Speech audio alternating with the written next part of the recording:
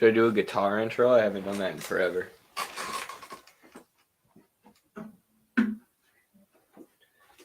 I have not had much time to play guitar lately. Sadly. Very sadly. It's been mostly studying and talking to a screen.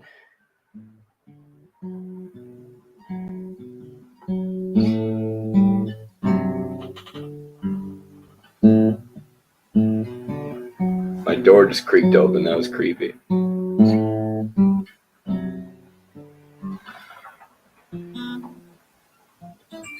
Actually, let me put my capo on for this one. Let me break the old capo out. Told y'all I'm rusty.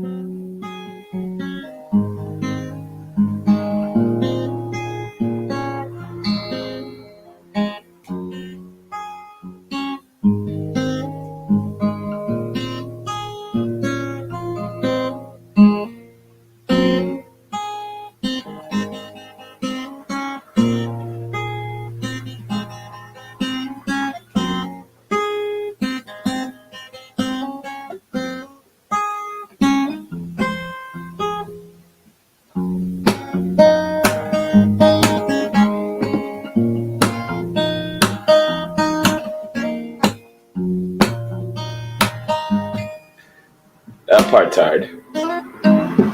There you go. First guitar intro in a while.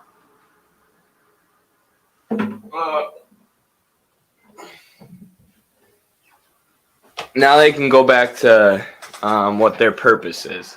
Looking cool for my streams.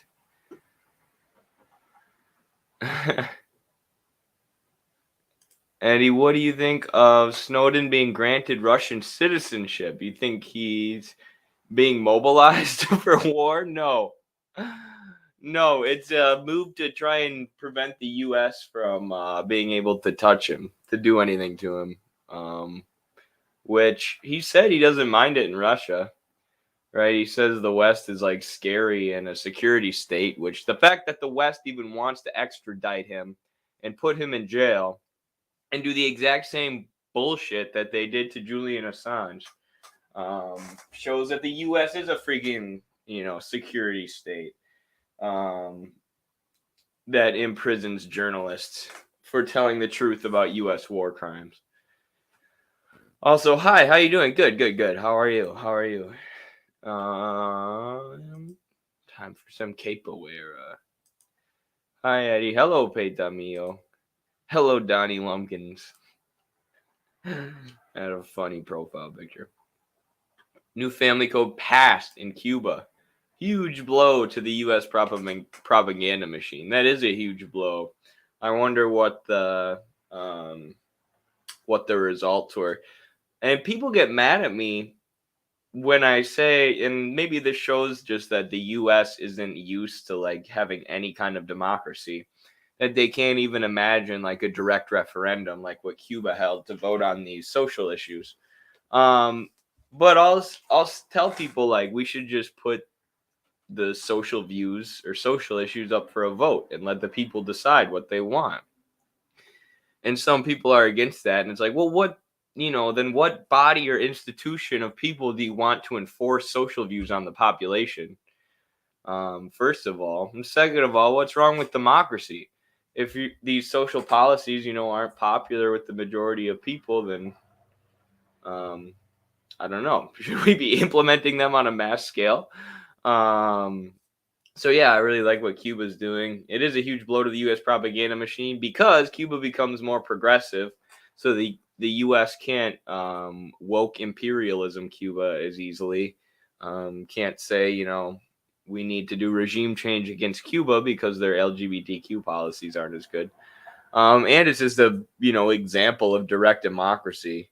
And, we have nothing of the sort here in the U.S. How's the Masters going? Difficult. Not really, actually. It's not super difficult. It's just time consuming. Probably should be working on it right now, but, here I am. Eddie, do you still read Twitch notifications? Once in a blue moon.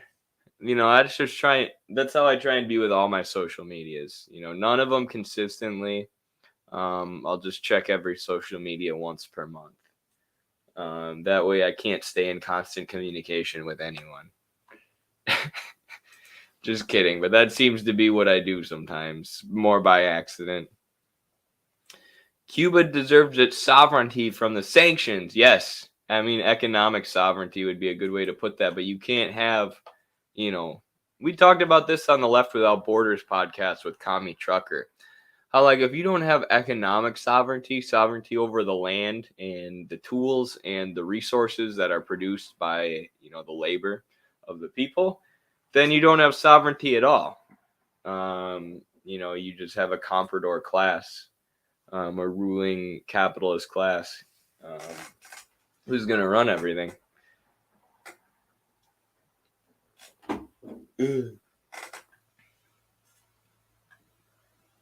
you ever do a reading guide on Marx's Capital?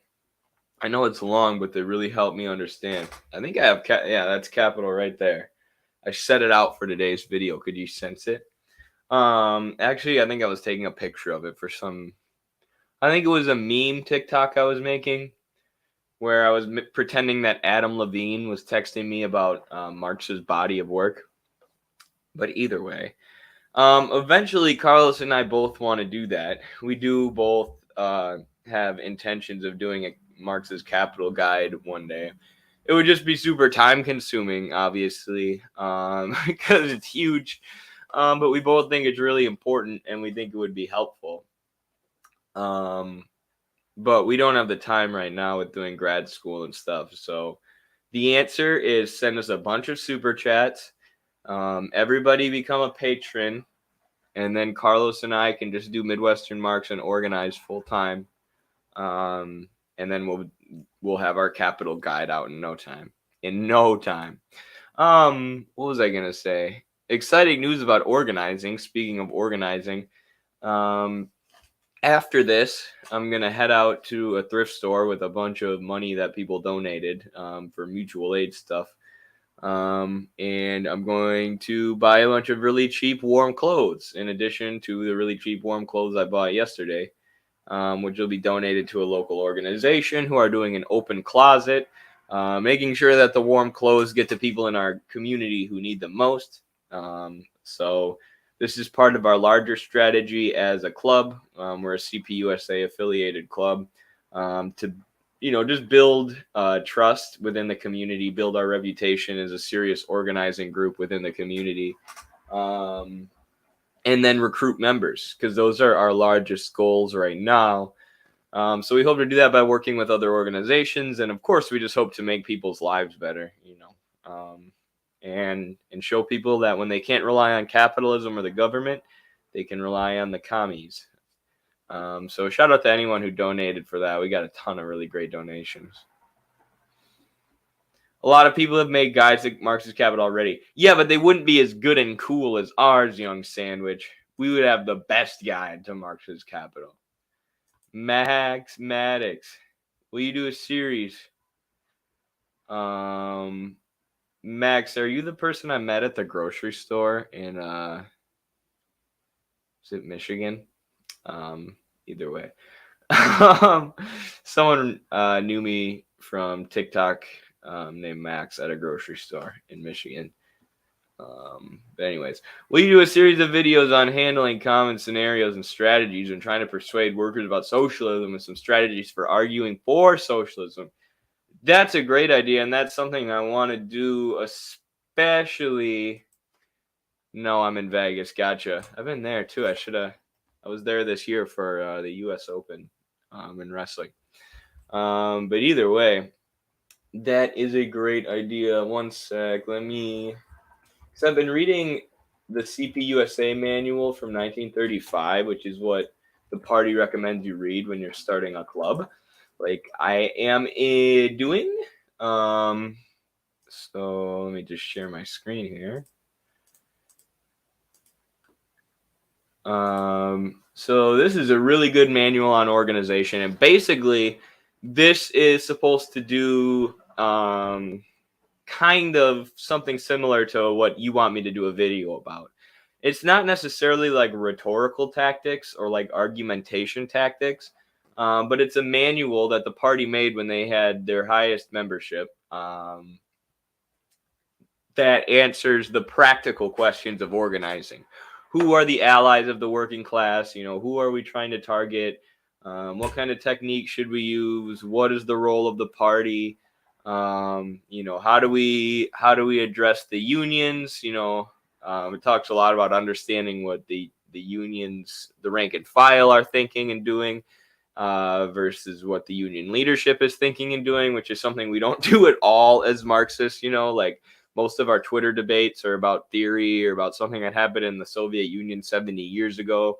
We're not talking about what the unions are doing so much unless they're on strike or something. So knowing what the unions are doing and combating union opportunism is also something they talk about. And I haven't finished this. I need to finish it because it's really excellent. I just haven't had the time. And we've been working on actually organizing with the party. But I'm trying to get all of our founding members to read this because it's really useful. But yes, to your question, I will definitely do a video like that at some point. It sounds like a great idea. And thank you so much for the $10 super chat. Because of you, I am here with a camera that is more expensive than the camera I would have bought if you guys didn't give me money. Smooth. My channel already has a 44-hour plus guide to capital. All right, there you go. Go check out Dust James' 44-hour plus guide to capital. Thank you for doing that, Dust. I don't know how you found time to do a 44-hour guide and read capital while on the road, delivering goods that we all need to survive in your truck. But thank you. Do you think it's important to read Wealth of Nations, and if so, before or after Capital? I would say, important, like, as far as the body of work, of Marxist literature, which Wealth of Nations contributes to Marxist literature in the sense that Marx, builds off it a ton and criticizes it a ton and, uses it in the footnotes extensively throughout Capital. But also Marx is famous for, having extremely long footnotes that include like giant passages from Wealth of Nations. So you definitely don't need to read it before, and it's, it'd be good to read. It'll help supplement your knowledge. It'll help you understand capital better. It'll help you understand classical economics a lot better. I wouldn't say it's like, quote unquote important to read before reading Capital, but it's important to read anything, that'll supplement your knowledge and help you understand the world better, which it will. So it's important in that sense. Good question.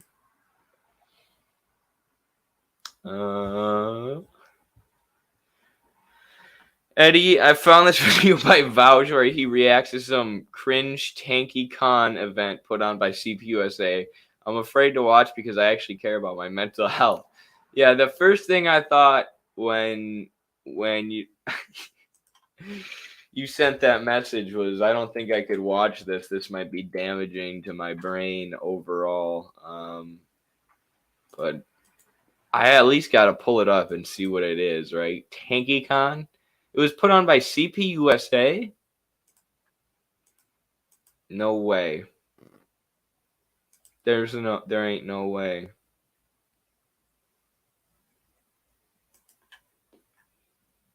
I mean, Tanky my favorite time of year. As a official Tanky, with my Tanky pass and everything, Tanky Con sounds kind of cringe. Oh, this is CPI. Oh yeah, somebody already said that in the chat. Yeah, this is CPI, who is now defunct. This is not CPUSA.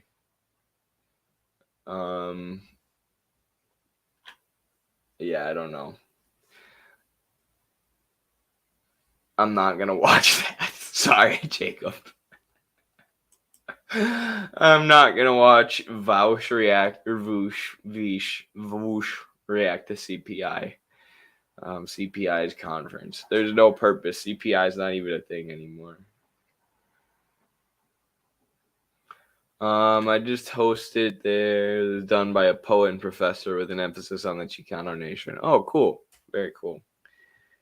Where Pilgrim? Hey, everybody. Hey, Where Pilgrim. I've been wondering where you're at. Everybody was asking for you. Just read the fourth volume of Capital, and you'll get Marx's summary of all those types of thinkers. Just read the fourth volume of Capital.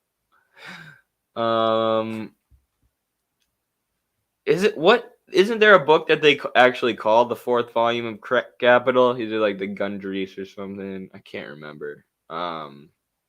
There's some book that gets nicknamed like the fourth volume. Is it Theories of Surplus Value? I think.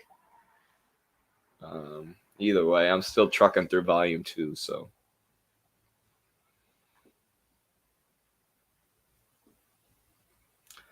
Is the Midwest going to start their own party? Not at the moment. Right now, we're working within CPUSA, and I have heading up my own club in my area, which is CPUSA gives you a lot of independence as a club to organize locally. And eventually we'd like to have Midwestern Marx people within leadership positions of CPUSA. So. I'm not a big fan of I think people should work within our Communist Party. You know what I mean? Like the CPUSA is recognized by the Chinese Communist Party. They hang CPUSA's flag when they have like events and international events. And it's recognized by other parties around the world. And I like PSL too. Nothing against PSL; they're a pretty strong party. Or the other ones who are doing good work. But I just feel like for us to come in and be like, we're starting a new party and we'll be the true revolutionary vanguard, the real Marxist-Leninist party out of the 18 that are in the U.S. Like, there's no need for that. It's not going to, be the magic touch or the magic party that all of a sudden organizes workers in the U.S., right? What's going to organize workers in the U.S. is actually getting to the workplaces, actually talking to workers, actually forming organs of worker power like the unions, getting into the unions and strengthening them, building up the party at its very base level, at its foundational level, getting the working class to actually think of themselves as a class. There's no magic slogan like hashtag MAGA communism or no magic party, that's going to come in and all of a sudden workers are going to be organized. It's going to take hard work on the ground. CPUSA was also recognized by Lenin. Yeah, and the party has such an amazing history within the U.S., and with actual workers, not just like radicals and students or whatever. But they organized a lot of real workers. They worked with FDR to get a lot of the, New Deal reforms, things that made life better for the American working class. So that's why I choose to work within CPUSA and try and make it better. People have criticisms of the party. There's a good chance, I probably agree with your criticisms of the party. But that doesn't mean I'm going to abandon it. Because that is our party, the strongest and party with the best history in the U.S. So I'm going to try and make it better. All USA communists should join CPUSA and focus efforts there. I agree. Mousetronics, isn't that Jeff Young's? Aren't you Jeff Young's assistant? Thank you for joining us in the stream. I couldn't agree with you more. I think USA communists should join CPUSA and focus their efforts on, one kind of party or one of the parties. But I mean, no shade to PSL. PSL is great too. Is it correct that CPUSA is a paycheck for some people? In New York, yeah, the central office people in New York, and then they have, I don't know. There's a head guy for the state I'm in, but I don't know if he gets paid or not. He's at everything though.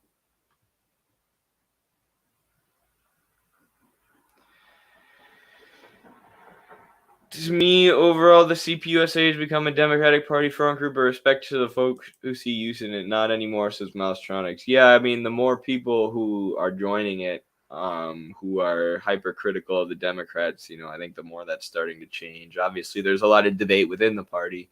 A lot of the leadership thinks it's best to vote for Democrats right now, but a lot of the people at the ground level don't. So that could change.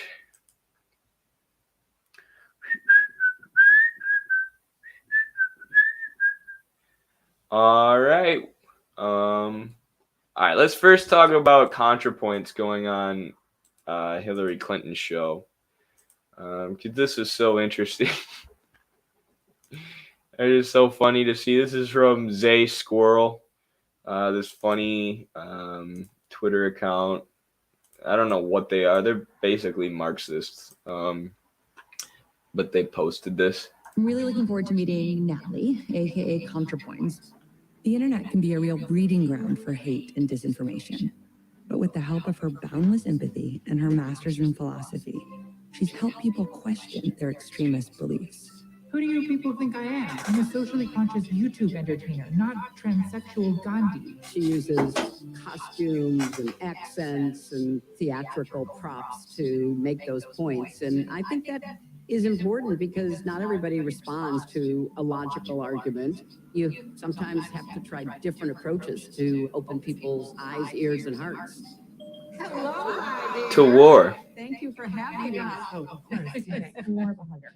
How long have you lived in this fabulous house? Since September, the second I walked in, I saw this staircase. I was like, I want a camera facing that. I'm looking around, I'm seeing fabulous clothes and hats. You have to grab people's attention and then hold it. Especially on YouTube, you're competing with cat videos. And My mother does love a good cat video. Yeah, well, who doesn't? Why?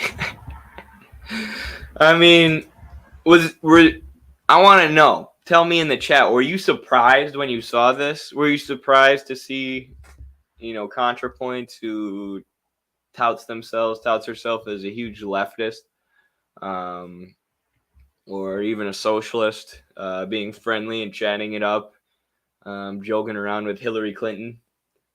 Because I wasn't surprised. I saw The Vanguard, which is a show on YouTube, saying that they were super surprised to see this, and they think that, ContraPoints' intentions are good, and they're just trying to raise awareness for trans issues by talking to someone powerful like Hillary Clinton, which I don't even know why you would want someone like Hillary Clinton to endorse you or endorse your community, or why you would want her support. Hillary Clinton wasn't, was against gay marriage until super late in the game, until like 2008, when it became overwhelmingly popular and there were demands, mass demands from gay people for their rights. And then she finally switched, which I actually have a video of. But first I want to show, everyone called the Gray Zone guys conspiracy theorists for showing this, when Abigail Thorne was working with a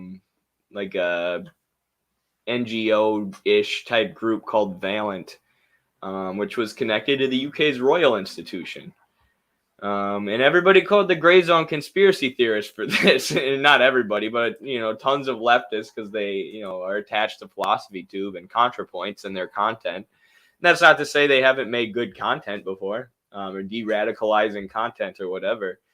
But that's very sketchy that they were taking money, or that Abigail Thorne was working together with this group and taking money from this group connected to the Royal Institution. That's something like we were talking about this in the Midwestern Marx Discord when it happened, because even a lot of our followers were saying the Gray Zone were being conspiracy theorists or whatever. And I was like, y'all, if Midwestern Marx started working with some kind of group and taking money from some group connected to the U.S. State Department, or, connected to the UK's Royal Institution or whatever, you guys should be really skeptical of that. You guys should be worried about that. You guys should be like, well, what the hell, Midwestern Marx?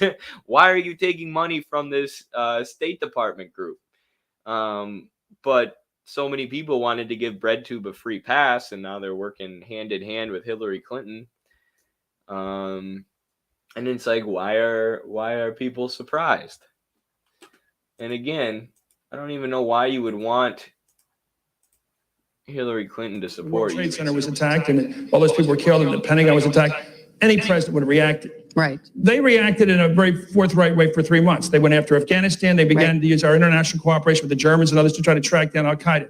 Then came the State of the Union address. The president made his first big strategic decision. He said, we're going after this axis of evil. We're going to start off with Iraq. Was that a decision you're comfortable with, or do you think we still should have stuck to our guns and going after Osama bin Laden and track down the killers? Well, Chris, I think we can do more than one thing at a time. Well, what should we have given precedence to? Well, I think that the idea, as I understand and have studied this with the administration, is that they believed that they were on the road to routing Al-Qaeda. We now, unfortunately, know that it's likely bin Laden is still alive. And as that sends a signal to not only the Al-Qaeda network, but wannabe terrorists around the world that, we haven't gotten them. So the job is not done. The attempted linkage between Iraq and what happened to us on September 11th has never been proven, but there is a very strong argument that any rogue state, particularly one headed by a person of such megalomania and a history of gross miscalculation like Saddam Hussein, in this new world where you've got organized terrorists with money and means and global reach, who could therefore get access to weapons of mass destruction, means that we have to put some attention there. I don't think it can be either or. Now, I voted for the Iraqi resolution, and it was a very difficult vote for me. Why don't you, it's great.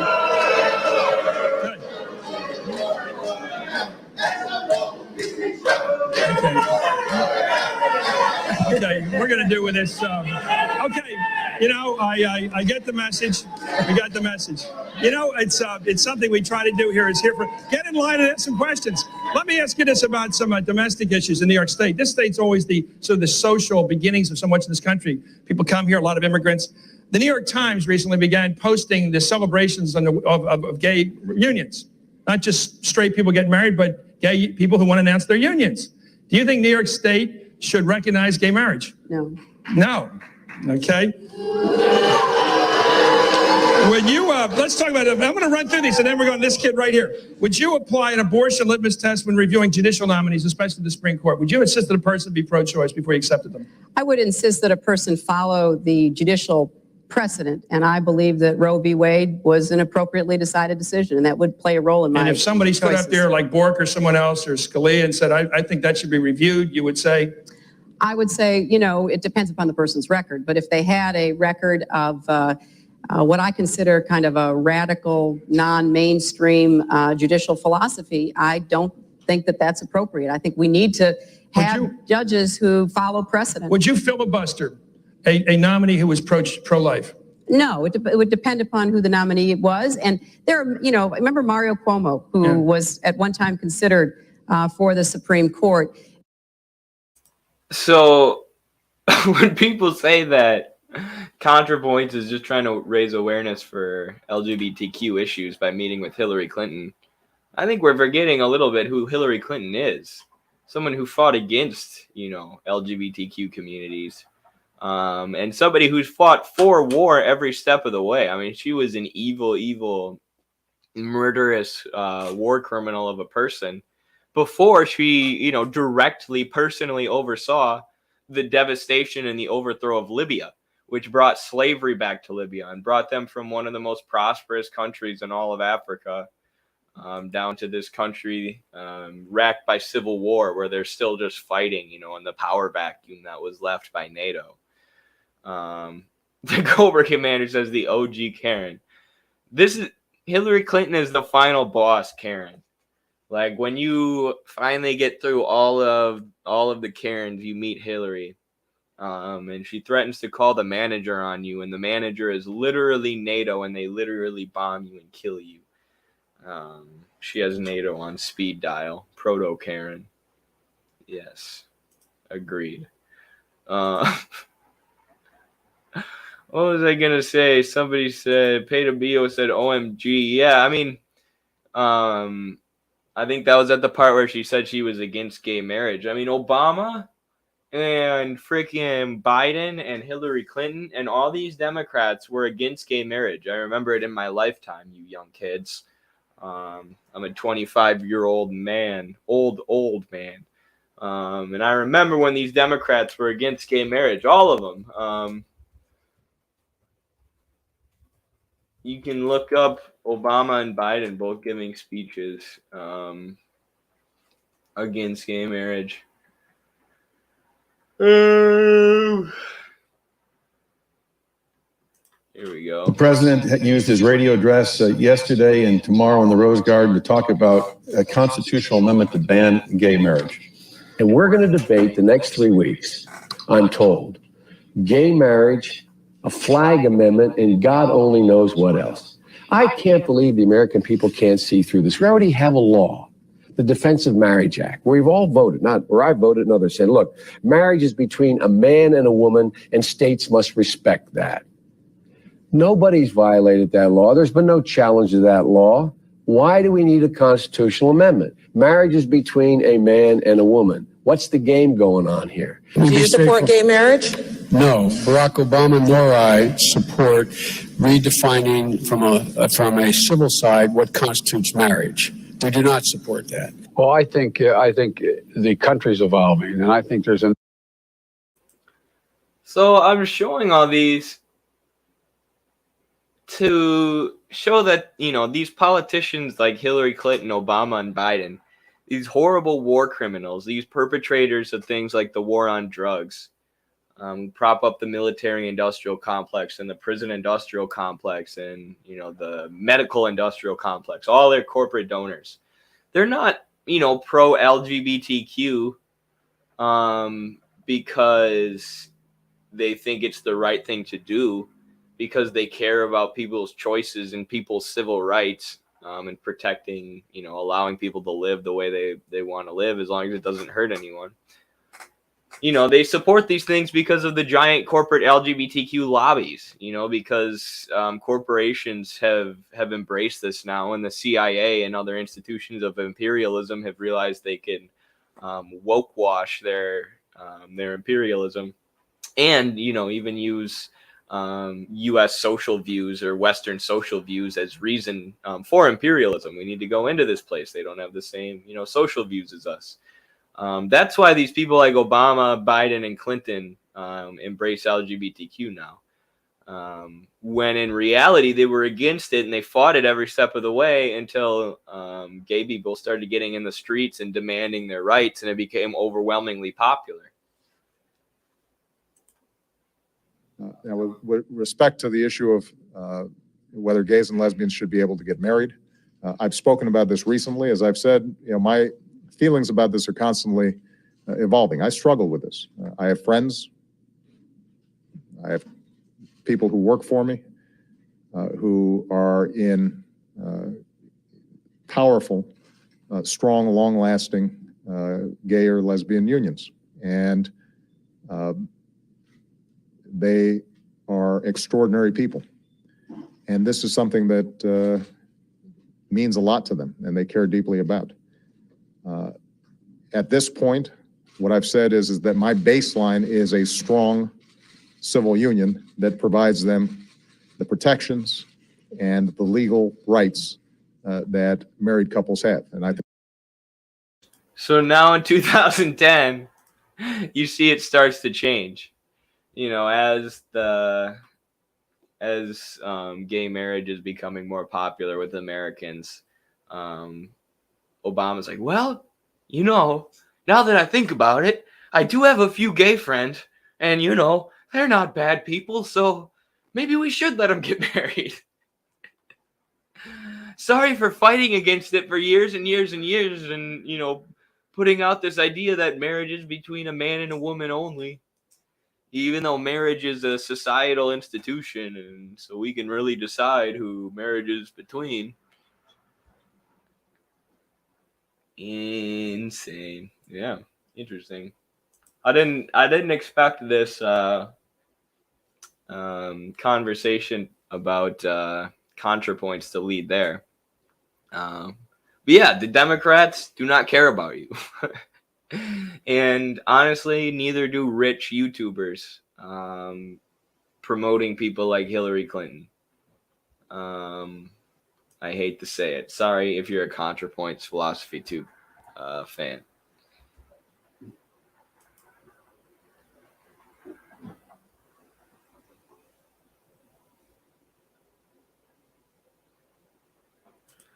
Obama ended some of the most harmful policies of President Bush, but didn't fight.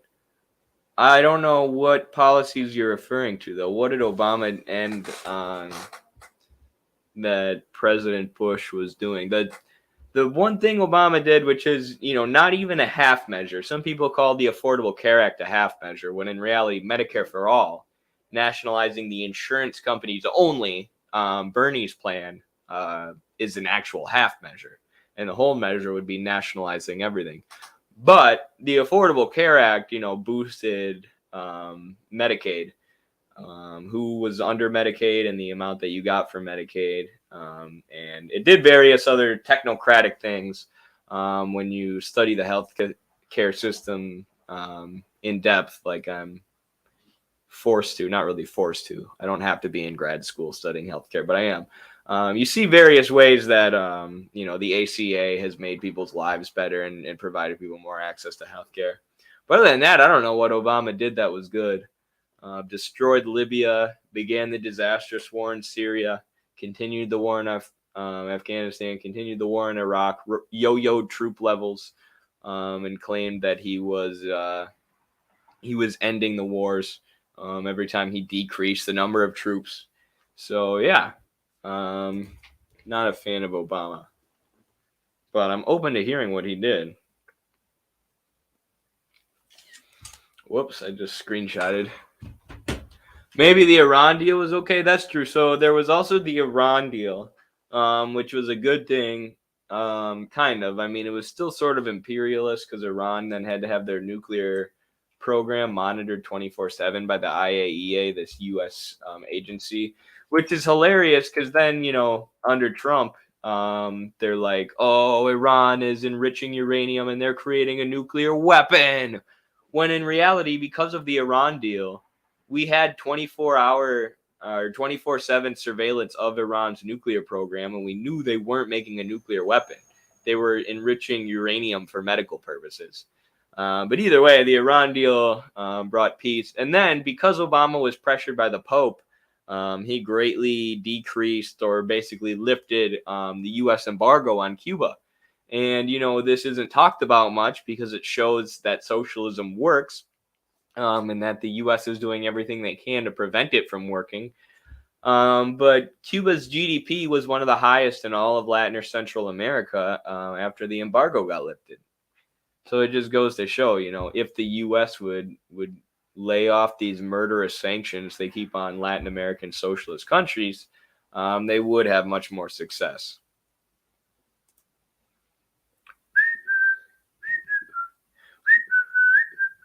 In the fullness of time, is Obama more of a neolib than Clinton? I don't think so. I think I think they're both pretty much primo, like, neolibs.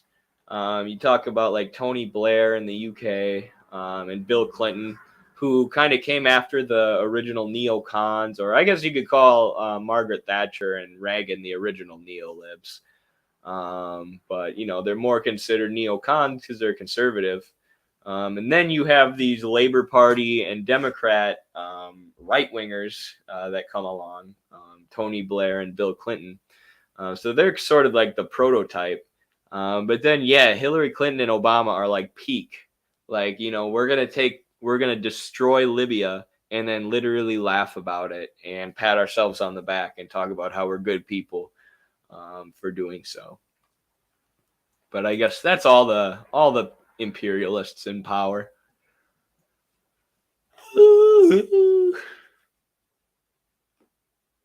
Watching Fidel's brother hold Obama's hand was tough. Well, people thought Obama was going to be different. He promised to be different. He just lied. Hey, yo, Eddie plus chat. Hello, Unparalleled Dev. Welcome back.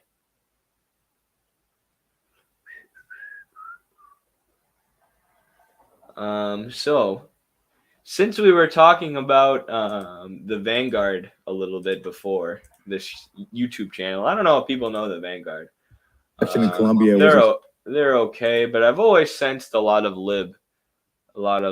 liberalism to them, and I don't even know what part of this train wreck interview I should play for you. But I don't know. Have people seen this? Let me know in the chat if you've seen this. There's a lot of views.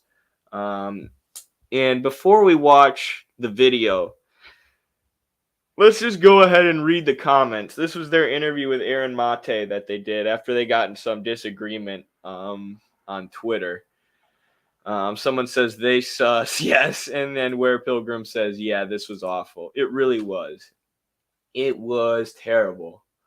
You see I left a comment up there, but here, maybe I can zoom in.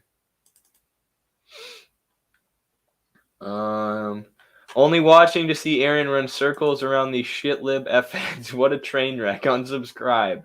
How did these idiots have 26K subscribers? The only reason I found out about this show is because I heard these fellas stepped on the toes of someone I respect greatly. After suffering through the juvenile acts of these clout-chasing factionistas looking to level up, I find no reason to return. Your obliged, arrogant tone is not appreciated by serious journalists, regardless of your viewpoints. Rest in drama. Which, I mean, are fair critiques. The Vanguard has always kind of been like the TMZ of YouTube. You know, most of their videos cover YouTube drama. I wouldn't say they're like journalists. Honestly, they rarely talk about like serious issues at all. They mostly just talk about journalists and other YouTubers. And at one point in this video, they actually get mad at Aaron Mate because he won't call himself a YouTuber, because he calls himself a journalist. And they're like, you're the same as us. He's like, no, I'm not, which really he is not. So I'll just play part of this, but the main thing I want to talk about is Carlos's concept of the purity fetish, and how Western leftists or Western Marxists always, everything always has to be perfect or pure for them to support it. And we usually talk about this in terms of existing socialism. A lot of Western leftists won't support Cuba or China or whatever because they're not perfect. Or they're not pure, but it also extends to individuals, and we see it in what we kind of call cancel culture or whatever, wanting to dismiss individuals because they have certain points that we disagree with, or they take certain positions we disagree with. So therefore, a lot of Western Marxists, because of one position someone takes, they might have a disagreement on. Rather than debating that position and trying to come to a mutual understanding, they just dismiss that person altogether, which is really what the Vanguard tries to do for an hour and 17 minutes in this interview. I'll just play part of it here. It goes without saying that's going to, taint his judgment, I believe was what you said, or, give him a certain perspective. I don't want to put words in your mouth, but it was something along those lines. You were like, he's not going to talk about it like Cornel West, I think is what you said. But we have had plenty of people, and I know you have had plenty of people on air, and you've done, a whole catalog of fucking phenomenal interviews with people who have come out of the military-industrial complex and given really well-rounded analysis of what's happened. I remember specifically a guy we've both spoken to, Major Danny Surson. When that guy reflects about what's happening in the world, he doesn't, whitewash the war crimes that America's committed. In fact, it informs his position on everything. When you have a guy like live streams by shamelessly plugging our Patreon. Here, I'm going to scroll back a bit to the part where they take issue with something Aaron did. We're deliberately murdering civilians. We were not. All right. So before we get into the response that you did give, admittedly, on the push or on this interview, first place, and then we can break down what exactly our disagreement is. So yeah, let's just start from the top. Munitions fall on things they'd rather not. Of course, we make those mistakes. Every military organization does. But it is as ridiculous to assert that the Russians are deliberately murdering civilians as it was to assert when we were in Vietnam or then subsequently involved in other wars in the Middle East that we were deliberately murdering civilians. We were not. All right. So before we get into the response that you did give, admittedly, on the push or on this interview, to me, when I heard that, he's saying much like when we invaded Vietnam and then subsequently the Middle East, much like how we didn't intentionally kill civilians, the Russians aren't either. In their war, they're not either. So for me, when I hear that, automatically, this guy, Douglas McGregor, all of his credibility out the window. I don't particularly care what he has to say about the civilian deaths in Russia now that I see how he understands civilian deaths when we do it, when it comes to our imperial. So because a guy who worked within the U.S. State Department has a bias when it comes to the U.S. committing war crimes and thinks that the U.S. doesn't have blood on their hands when it comes to war crimes. Because he has that bias, we shouldn't listen to what he has to say. at all about anything else, despite the fact that this guy worked within the U.S. State Department for years, and can tell you tons of stories about it. And he's probably 95% of his positions, no, I don't agree with.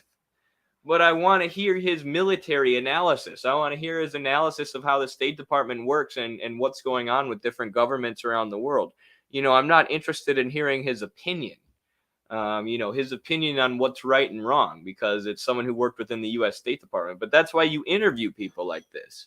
That's why you try and get information out of people like this when they're willing to talk about it, like Douglas McGregor's willing to talk about Russia and Ukraine right now. Regardless of how you feel about their other positions. But because the Vanguard have these, have this liberal purity fetish, they're saying, no, you need to dismiss Douglas McGregor completely. He's a piece of crap. Everything he says about, war crimes in Russia is a lie because we disagree with what he said about war crimes in Vietnam. And Gavin, this dude who's, Zach, in my opinion, comes off more reasonable than Gavin out of the Vanguard duo. But he stopped the video deliberately before Aaron Mate was able to give his response. Before Aaron Mate was able to give any pushback, which he does, and Aaron's going to ask him to play the video.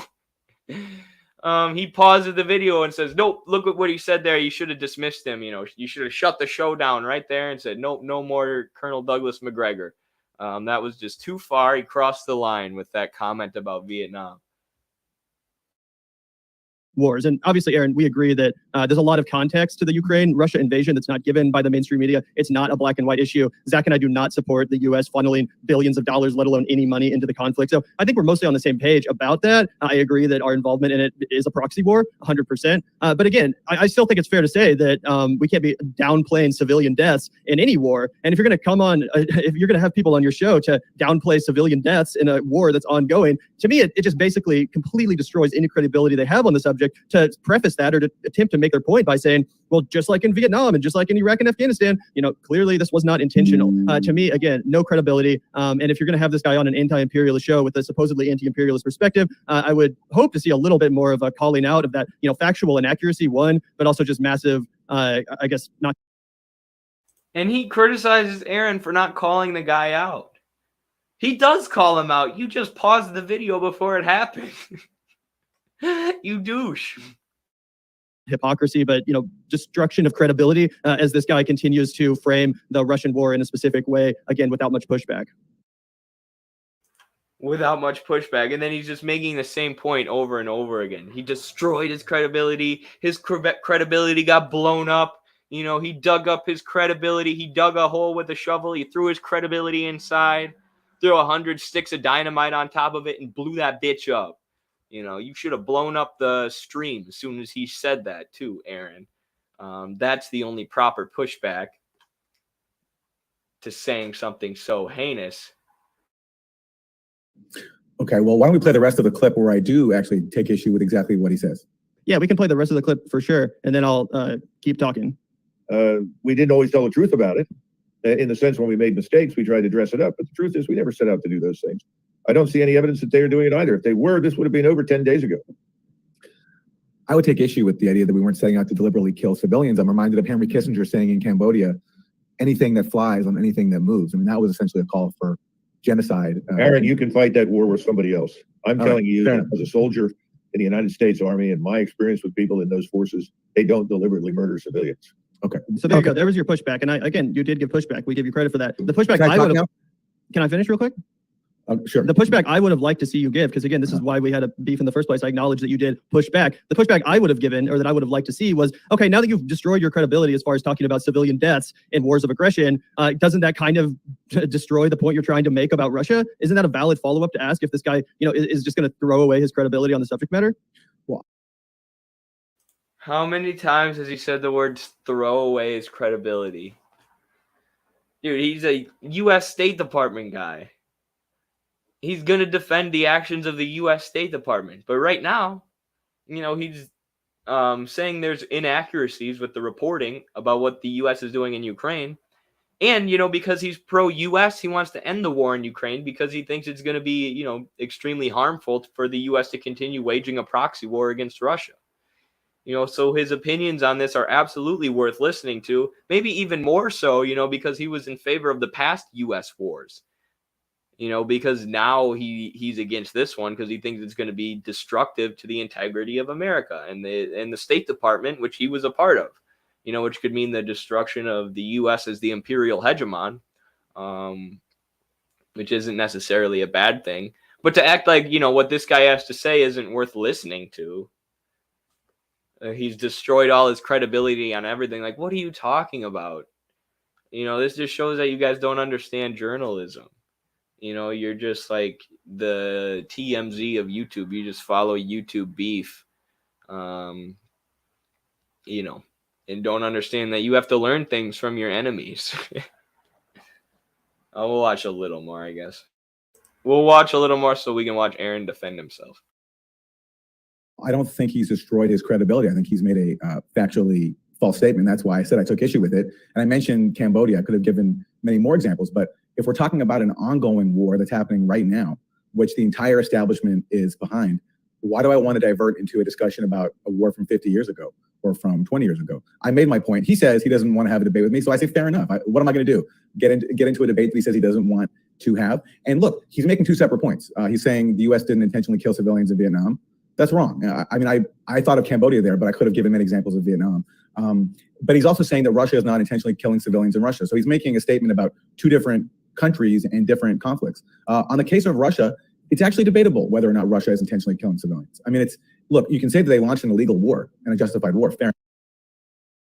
I hate when people do this too. It's a tactic I notice people do when they know they're wrong or out of their depth. They'll just start laughing at the other person's arguments.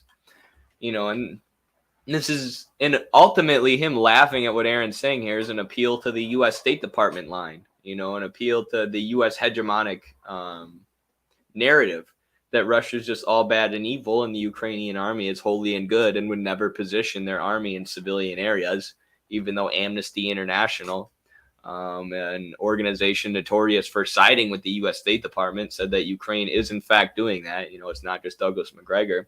And, you know, because Douglas McGregor has a bias towards the U.S., why does that mean he's also going to have a bias for Russia? You know, he's saying Russia's not intentionally targeting civilians, which is interesting because he doesn't work in the Russian State Department. You know, he isn't a paid Russian propagandist. He isn't part of the Russian media. He doesn't have some narrative to be pro-Russia. You know, in fact, he's just trying to be pro-U.S., like we said, but he thinks the proxy war is disastrous to the U.S. You know, so him whitewashing war crimes that the U.S. State Department has done, you know, doesn't mean you should dismiss doesn't mean he's going to do the same for Russia. He's got no reason to do it for Russia. He does have an incentive to whitewash U.S. war crimes. He worked in the U.S. State Department. So it's a totally different thing. And, you know, I would like, you know, ultimately, I'd even like to hear his reasoning for why he thinks the U.S. didn't intentionally target civilians. I would like to have that debate with him. Because even though I vehemently disagree with him, you can learn from a disagreement. You know, I would still learn from having that debate and hearing him make that argument. Even if all I learn is how to handle certain arguments and how to react to certain arguments and how to combat them. You know, learning from your enemy type thing. But if you just cancel people, you know, if you just say, oh, I disagree with that, you've thrown your credibility away, I won't talk to you anymore. When you're interviewing a freaking former State Department guy who's obviously going to have some bad opinions on imperialism, I don't know, you're not going to learn anything. You're going to be a blockhead. All right, just a little more because it's funny to me. This is a very funny video. The comments are very funny too. Fair enough. But if you look at, for example, the Washington Post, Amnesty, there's a long series or a long article by William Arkin, who's a veteran journalist and Army veteran in Newsweek, where he goes through the evidence for the biggest alleged Russian war crimes. And he says it's actually not clear because Ukraine, like Amnesty pointed out, has been placing its civilians its military forces and launching attacks from residential areas. So on the Ukraine war, actually, I think what McGregor is saying is debatable. And even if he's wrong, hold on. And even if he's wrong, you're going to say he has no credibility to talk about a war. This is a decorated war veteran, served in senior positions inside the Pentagon, has written books that are apparently well regarded on the topic. That's like me saying that Bernie Sanders has no credibility on anything because he supported the proxy war in Ukraine. Okay, I don't think Bernie has no credibility to talk about imperialism somewhere else just because he supports it in Ukraine. Okay, I see the pushback that you're providing, and I want to respond to it. And I think that one of the things that we agree with, as far as like the problems with our media landscape.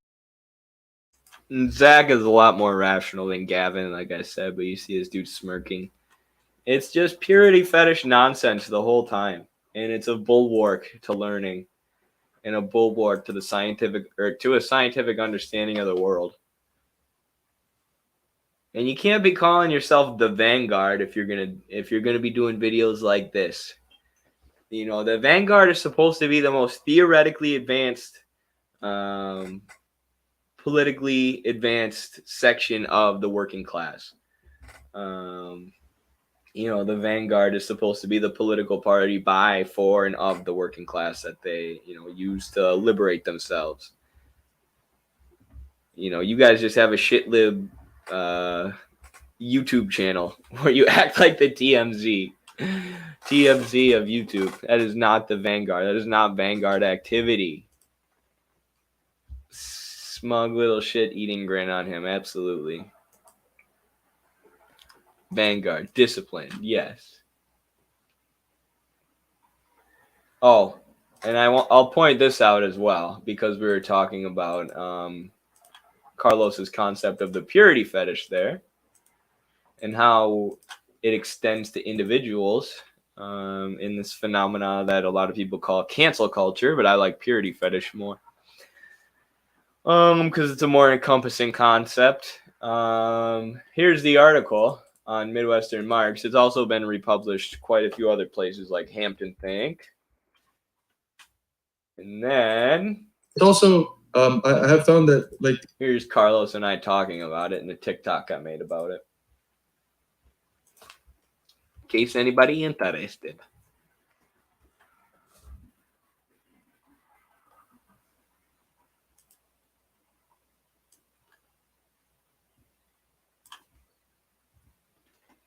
All right. The weed vanguard. Oh my gosh, it's funny. So since we were talking about U.S. involvement in Ukraine, this is, as I said, and the gray zone. This is a video where the gray zone guys, Aaron Monte and Max Blumenthal, are talking to Scott Ritter, former UN weapons inspector who served in one of the Gulf Wars. Again, another one of these characters who has been really helpful in providing information about what's going on in Ukraine. Real information, not influenced by Western propaganda. And he's someone who I completely disagree with on almost everything politically. This is someone who wrote an article about how the fall, or a book about how the fall of the Soviet Union was the best thing ever for Russia.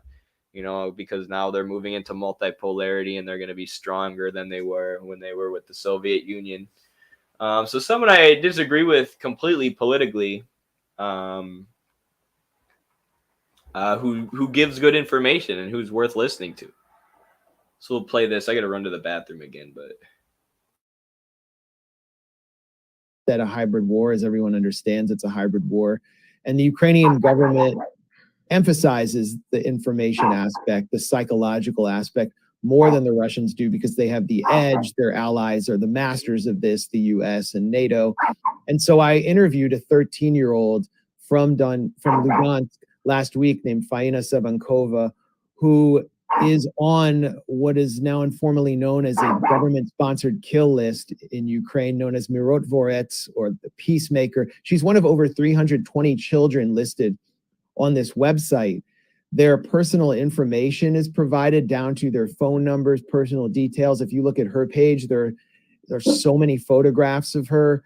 And these are minors. I mean, this is a violation of their human rights. As we pointed out in this interview, the site is maintained with the support of Anton Gerashenko, who's an advisor to the Ukrainian Interior Ministry. It is a government-sponsored website. And Scott, you have a profile on there. Several Americans are on there who are critics of this proxy war. And I wanted to address something that has happened to me recently. I'm not on there, haven't been able to find myself.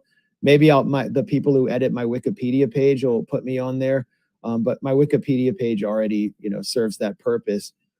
But last month, or I think it was about 6 weeks ago, hundreds of journalists received a email from a former advisor to the Ukrainian Foreign Ministry from a organization called MOLFAR, which is based in London and has been sponsored by the U.S. Agency for International Development and the British Foreign Office. And they were furnishing a dossier of me, which claimed to contain proof that I have been recruited by Russia to be a Russian asset and been given all this this vast. Oh, sorry, I was muted. I've also been recruited by Russia to be a Russian asset. So I wasn't even planning on playing this video, but I had to go to the bathroom, so I had to play something. But the main part of the video that I wanted to talk about is that the U.S. government was backing Ukrainian kill lists, targeting journalists and kids.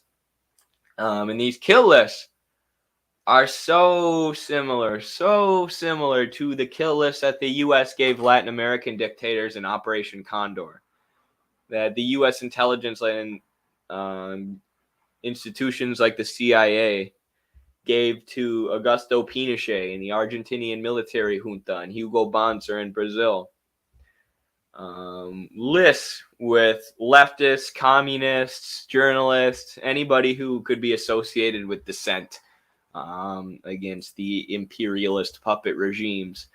Not only were they killed en masse, but they were tortured using the techniques that the CIA developed in Project MKUltra. So Project MKUltra was basically outsourced to Latin America. And, I would not be surprised to find out when this war is over that the U.S. was, U.S. intelligence was giving kill lists of leftists to the Ukrainian government, the SPD, various elements of the Ukrainian military and the right-wing militias or whatever, giving them kill lists, telling them who they should go after, who they should silence and suppress. Yeah. Bernays, the father of propaganda. Absolutely. Everyone check out our podcast that we recently did with Ramiro, talking about Edward Bernays. Remember, Azov Battalion and Right Sector have been organizing with the U.S. right for years. Why they also do the same tactics. They love making lists. Yes. And, you also had the right-wing, you have a bunch of right-wing attacks going on in Canada and the U.S., and we just have a violent culture in general. And, that absolutely stems from our actions abroad, our actions externally, our imperialist society, our society, media, and entertainment that justifies endless war for profit, is going to have an effect on the populace and making them more isolated, disconnected, depressed, tend towards violence. Our video games are being crafted by the State Department themselves. Just kidding. I don't know that video games make people violent.